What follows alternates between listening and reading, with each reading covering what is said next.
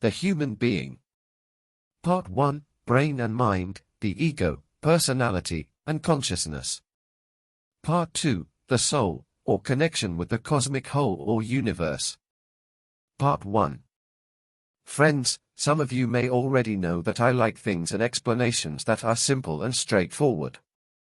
That's why, here, in this first part, which is easier to explain, I'm going to give an explanation based on the way computers exist and work, all due to the great familiarity, knowledge, and general understanding we have of them. And yes, I understand there are many parallels between computers and human brains and minds.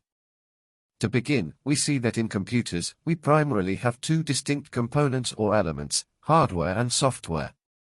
Hardware is the physical, mechanical, or electronic elements of the computer, and software is the programs and arrangement that the computer must execute, and which are contained and supported by the hardware.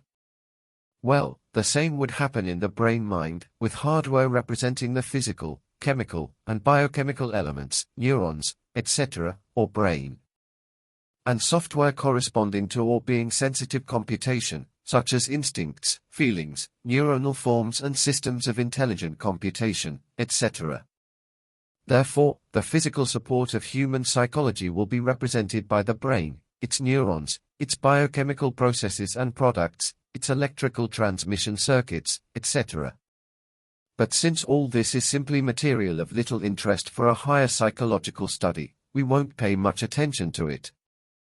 Now, getting into the software or computing capacity of the brain, which would be the mind, we would have several distinct blocks of programs, organization, etc., and roughly speaking, we could list the most notable ones as the self, personality, and consciousness. All are primitive elements, although at first glance it might seem otherwise. The subconscious ego is born with the instincts of survival, defense, and even reflexive flight in the face of perceived danger. Therefore, we should not place it at the apex of human psychology, but rather at its center. Although it can be said that there is a primitive, subconscious self and a higher psychological ego, they are actually one and the same. It is therefore primary to personality and consciousness, as we shall see. And so, in computational terms, we would say that the self is a very deep and constant ROM-type program or memory. The ego, on the other hand, uses the knowledge of its personality and consciousness to know and value itself, if it wishes. So the ego gives you awareness of being unique and distinct from others, and from the entire universe, having access only to your particular body and psychology, consciousness, personality, etc., which you must defend, protect, and improve from everything outside of yourself. Personality can also be primitive, but because it requires multiple components or action systems to be a clear hallmark of the human being, we would consider it to be fairly ancient. Personality is made up of multiple forms of action and behavior that are stable and continuous, ROM memory, although subject to changes and improvements, or deteriorations, throughout the individual's lifetime.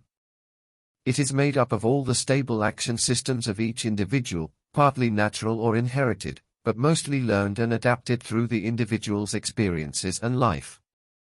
In the personality block, we have all the action and behavior systems specific to each individual, normally learned during the experiences that occur during their lifetime, and which are ultimately supported by the instincts, feelings, experiences, etc., that every individual has. All of this forms a quasi-automatic action block that differentiates us from one another. The formation of personality will also be influenced by the elements of temperament and personal character of each individual, which, as we see at the end, I understand will depend on the biological capacity of each individual's innate mental energy potential. Consciousness, on the other hand, is more modern and has a clear definition of RAM memory, that is, with the capacity for constant change and computation depending on the events of which it must become aware. One of its peculiarities is that it is very extensive and can handle most of the brain and mind, all in order to analyze, assess, conclude, and define satisfactory solutions when analyzing any event or circumstance to which it is subjected.